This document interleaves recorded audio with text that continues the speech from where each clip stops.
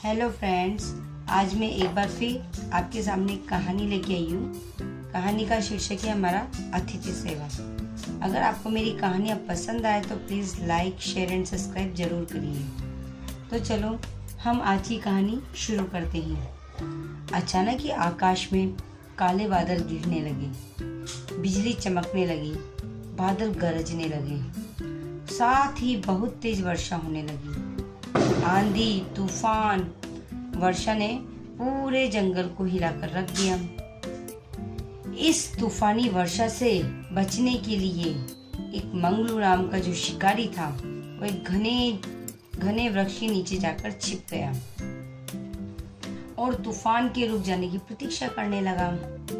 बहुत देर तक बहुत बारिश हुई, बारिश रुकी ही नहीं, तो वो एक वृक्ष की जड़ के पास बैठ गया ताकि वो वर्षा से बचा रहे, बारिश में ना भीगे। लंबे इंतजार के बाद भूख ने उसे तंग करना शुरू किया। भूख स्टार्ट हो गई क्योंकि वो काफी देर से बैठा हुआ था, बारिश बहुत तेज हो रही थी। अब भूख का पेट उसे परेशान कर रहा था, उसके लिए बहुत कठिन हो रहा था। अब वो इस सिचुएशन में क्या करे। वो ईश्वर से प्रार्थना कर रहा था कि हे भगवान, कुछ ऐसा हो कि मुझे खाने का कुछ मिल जाए, खाने का प्रबंध हो जाए। उसी वृक्ष के नीचे कबूतर रहता था। वो अकेला बैठा रो रहा था कबूतर, क्योंकि अभी तक उसकी पत्नी ऐसी बारिश में वापस उस घोंसले में नहीं आई थी जो कबूतर का घर था। इस भयंकर तूफान में कबूतरी, जो कि कबूतर की पत्नी थी, वो जाने कहाँ चली गई, न जाने कहाँ होगी, कैसी होगी, जिंदा होगी या मर गई होगी। उसके बिना उसका जो घोंसला था वो सूना पड़ा हुआ था। उसे कुछ भी अच्छा नहीं लग रहा था। उसकी पत्नी मंगलू के पिंजरे में बंद थी। मंगलू ने ही उसे जाल में फंसा के रख रखा था, पकड़ रखा था। मंगलू कौन? जो कि पेड़ के नीचे बैठा हुआ था, मंगलू शिकारी, और उसने ही उस कबूतरी को पकड़ा हुआ था। दुखी कबूतर ऊंची आवाज में रोने लगा, बहुत तेज तेज रोने लगा।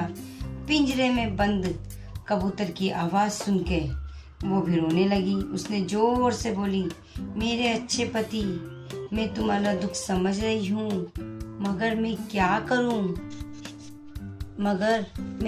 करूं? मैं इस मंगलू के पिंजरे में फंसी हुई हूँ।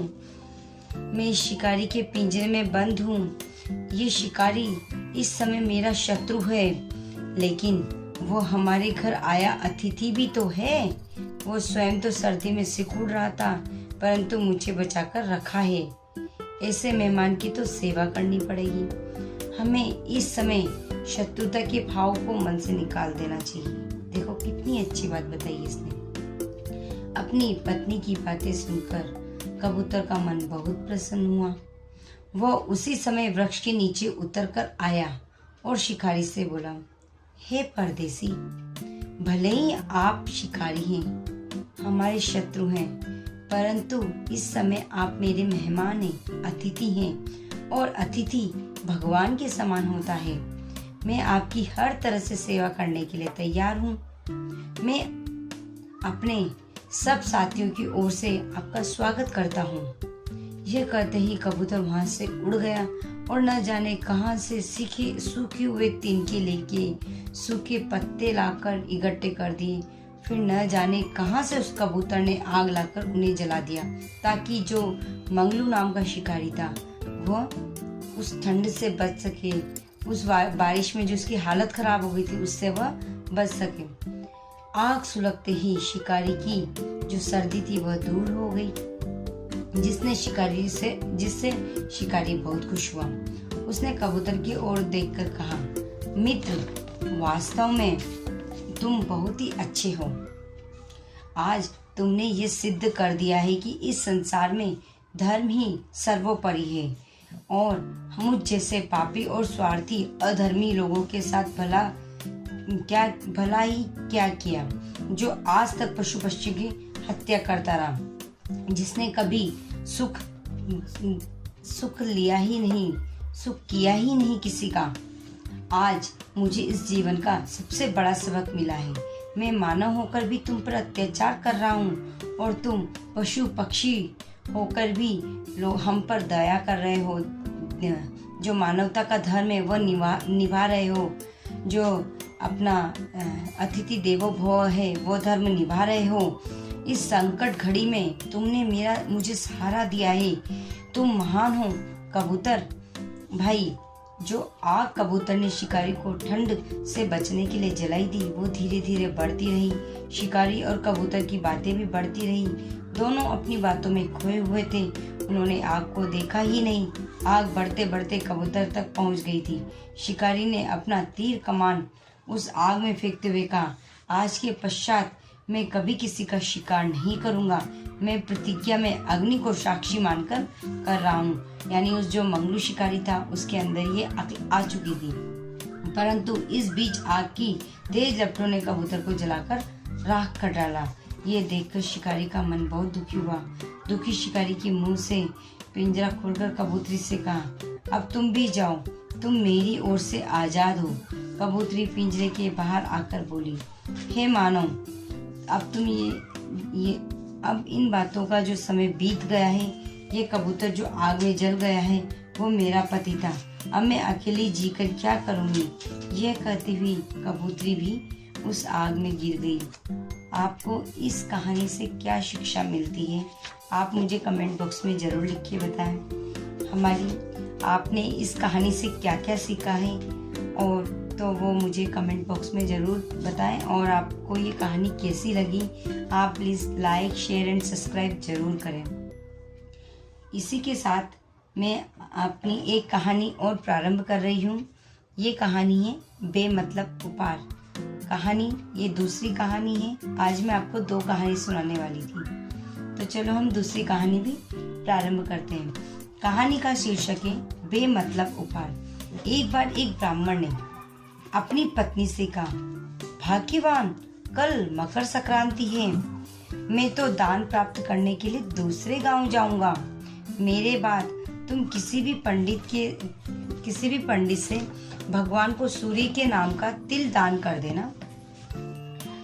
पति की बात सुनकर पत्नी क्रोध भरे स्वर में बोली, आप जैसे भूखे पंडित के यहाँ किसी को भोजन या तिल कहाँ से मिल सकता है। आज तक इस घर में रहते हुए मुझे कभी सूखा भोजन ना मिला। जब से मैं आई हूँ न तो कभी अच्छा खाने को मिला है न कभी अच्छा पहनने को मिला। पत्नी की बातें सुनकर ब्राह्मण बोला, प्रिय लक्ष्मी, ये कहना ठीक नहीं है। इंसान को सदा ये सोचना चाहिए, यदि उसके पास खाने को 1 रोटी है तो उसमें आधी किसी भूखे को दे देनी चाहिए। क्योंकि चाहने पर धन और यश किसे मिलते हैं। और ये भी याद रखो कि जो फल अमीरों को बहुत दान देने से मिलता है, ऐसा फल गरीबों को किसी भूखे को आधी रोटी खिलाने से ही मिल जाता है। इसलिए धैर्य रखो और आज की दान की बात सोचोगे तभी प्रभु हमें कुछ देंगे। अपने पति की बातें सुनकर लक्ष्मी बहुत प्रभावित हुई। उसने कहा, प्राणनाथ, मेरे थोड़े से तिल पहले से ही संभाल कर रखे हुए थे। बस उन तिलों को ही किसी पंडित गरीब को दान कर दूंगी। पत्नी की बात सुनकर गरीब ब्राह्मण दूसरे गांव चला गया। उसके जाने के पश्चात उसकी पत्नी ने अंदर से तिल निकालकर साफ किए और सूखने के लिए धूप देकर अंदर चली गई और अपने काम में लग गई। इसी बीच एक कुत्ते ने आकर उन तिलों को अपवित्र कर दिया। लक्ष्मी ने देखा वो तो तिल उस कुत्ते ने भ्रष्ट कर दिए हैं। अब क्या होगा। अभी ऐसा दान देने का क्या फायदा। लक्ष्मी बहुत चालाक औरत थी। उसने सोचा, इन तिलों को लेकर मैं किसी के घर जाती हूँ और उनसे कहूंगी कि मुझसे साफ किए हुए काले तिल ले लो, इसके बदले में सफेद तिल दे दो। यही सोचकर वो अपनी पड़ोसी के घर गई। उसको साफ तिलों के बदले में गंदे तिल मांगते देखा तो उसके बेटे ने अपनी माँ से कहा, माँ, इन तिलों को मत लेना। यदि कोई अपनी अच्छी वस्तु देकर दोषपूर्ण वस्तु लेने का इच्छुक है तो समझ लेना इसमें कुछ न कुछ मतलब है, कुछ न कुछ दोष है। जिस दोषपूर्ण वस्तु को ये वह स्वीकार करने का इच्छुक है बूढ़ी औरत ने अपने बेटे की बात को सुना और वो समझ गई कि दाल में कुछ काला है या दाल ही पूरी काली है। उसने तिल बदलने से मना किया और लक्ष्मी अपना मुंह लेकर आ गई। ये मतलब आपको कोई भी कोई उपहार नहीं देगा। अगर आपको जिंदगी में कभी कुछ करना है या कभी भगवान से तो कुछ लेना है तो आपको उसी हिसाब का कर्म करना होगा। जब आप कर्म करोगे तो आपको अवश्य फल मिलेगा। आपको मेरी इस कहानी से क्या सीख मिली, आप ये मुझे कमेंट्स बॉक्स में ज़रूर लिख के बताएं। तब तक के लिए बाय।